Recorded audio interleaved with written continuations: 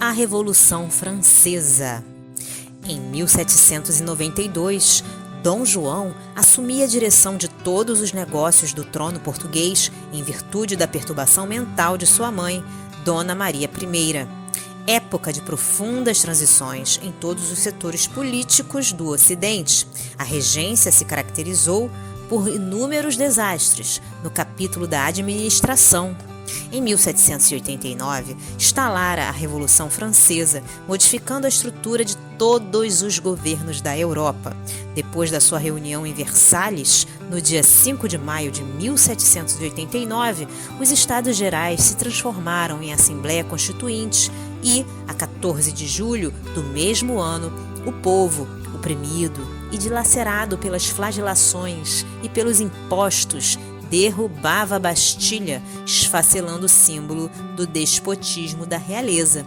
Luís XVI é guilhotinado a 21 de janeiro de 1793. Instala-se a República Francesa sobre um pedestal de sangue que corre abundantemente nas praças de Paris. A guilhotina decepa todas as cabeças da nobreza. Após a Declaração dos Direitos do Homem e do Cidadão, as coletividades da França se haviam entregado àqueles anos de embriaguez no morticínio. Esses movimentos invadem todos os departamentos das atividades políticas da Europa. Todos os tronos se unem, então, para o extermínio da República nascente. Mas os revolucionários não esmorecem na sua encarniçada resistência. Todas as pessoas suspeitas são decapitadas. O período do terror é a grande ameaça ao mundo inteiro. Esse período, porém, se encerra com a morte de Maximiliano Robespierre no cadafalso, para o qual os seus excessos de autoridade haviam mandado inúmeras vítimas. Instala-se em 1795, o Diretório, que Napoleão Bonaparte faz derrubar em 1799, arvorando-se em primeiro cônsul. As casas imperiais europeias observam semelhantes acontecimentos, aguardando um ensejo próprio à restauração do trono que a família dos Bourbons havia perdido. A França, após os desperdícios de força na luta fratricida, caíra nas mãos do ditador inteligente e implacável, que a conduziria ao caminho de todas as aventuras. De simples oficial de artilharia, Bonaparte chegara, mediante golpes de Estado, ao cargo supremo do país, fazendo-se proclamar imperador em 1804. Sob a sua direção audaciosa, todas as conquistas militares se empreendem. A Europa inteira apresta-se para a campanha. Ao tinido sinistro das armas, pela estratégia dos generais franceses, caem todas as praças de guerra e o imperador vai catalogando o número ascendente das suas vitórias. A esse tempo, todos os gênios espirituais do Ocidente se reúnem nas esferas próximas do planeta, implorando a proteção divina para os seus irmãos da humanidade. Emissários de Jesus descem com a sua palavra magnânima a instruir os trabalhadores do bem, levantando-lhes as energias para os bons combates. Irmãos, elucidam eles, ordena o Senhor que espalhemos a sua luz e o seu amor infinito sobre todos os corações que sofrem na terra. As forças das sombras intensificam a miséria e o sofrimento em todos os recantos do planeta. As ondas revolucionárias enchem de sangue todas as estradas do globo terrestre e as trombetas da guerra se fazem ouvir, entoando as notas horríveis da destruição e da morte.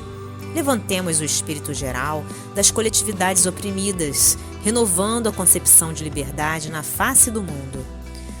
Anjo amigo, interpelou um dos operários da luz naquela augusta assembleia.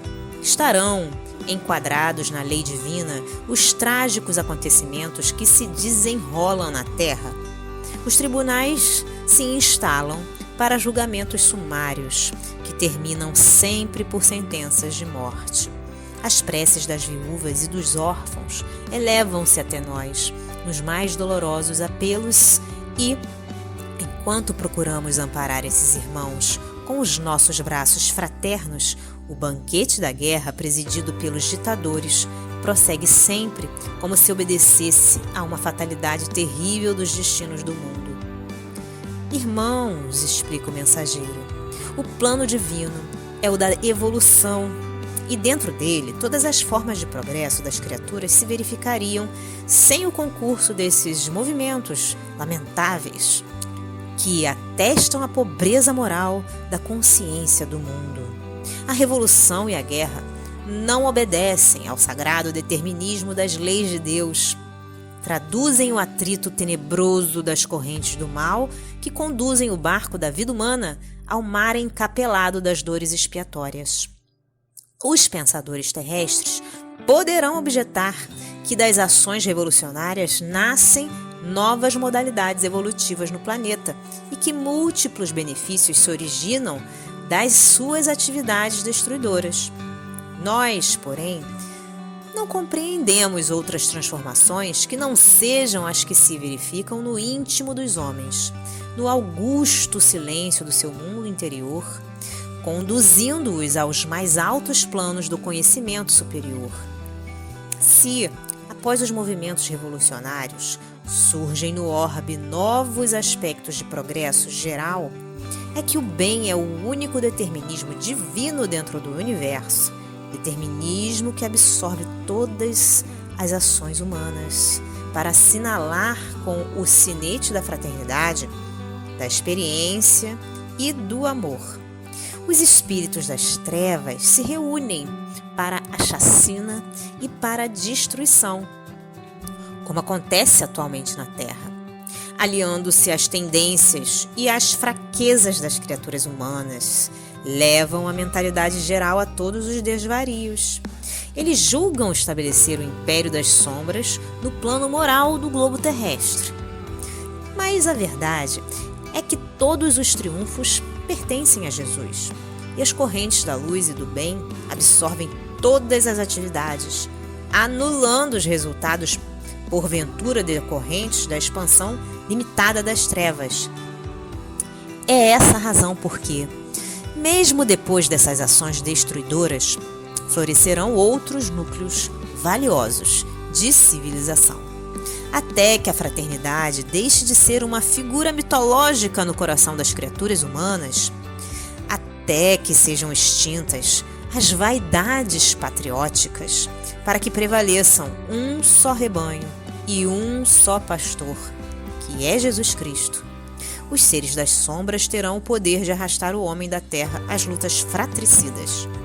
Mas, ai daqueles que fomentarem semelhantes delitos. Para as suas almas, a noite dos séculos é mais sombria e mais dolorosa.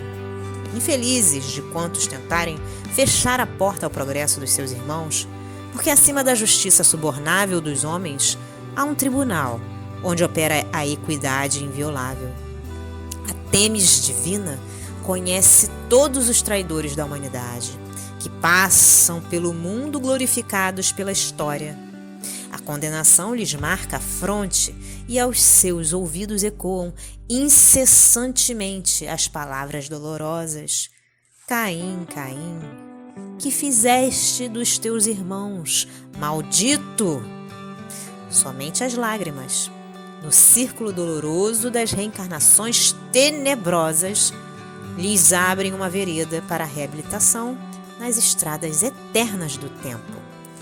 Dissolvida a Assembleia do Infinito, os amigos dos infortunados espalharam-se pelas sendas terrestres, a reerguerem seus irmãos nas lutas redentoras. Napoleão prosseguia, deixando em toda parte um rastro de lágrimas e de sangue.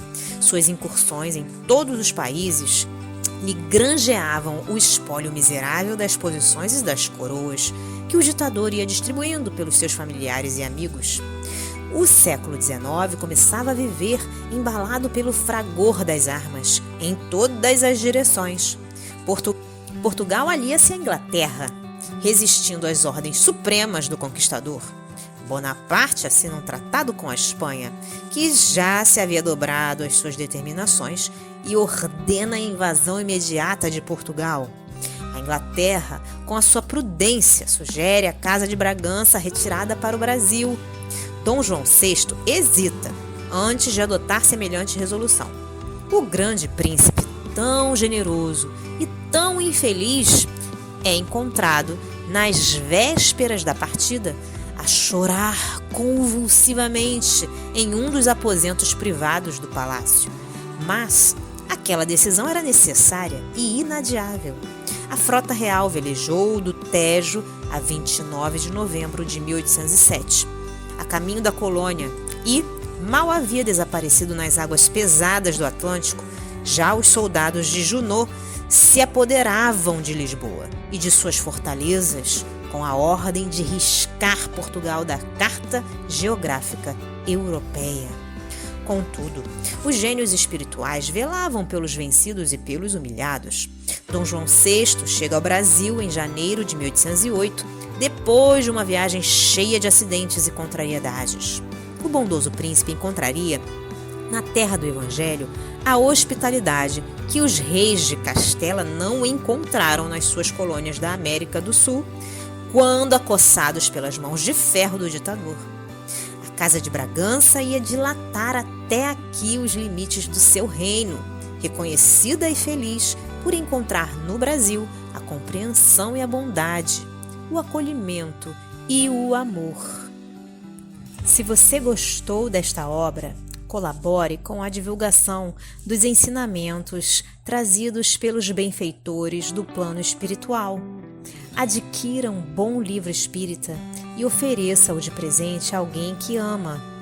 O livro espírita, além de divulgar os ensinamentos filosóficos, morais e científicos dos espíritos evoluídos, também auxilia no custeio de inúmeras obras de assistência social, escolas para crianças e jovens carentes, etc.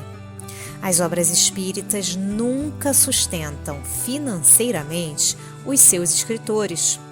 Estes são abnegados trabalhadores na seara de Jesus, em busca constante da paz no reino de Deus. Adaptação do texto do Espírito Irmão W. Porque nós somos cooperadores de Deus. Paulo, Primeira Epístola aos Coríntios, capítulo 3, versículo 9.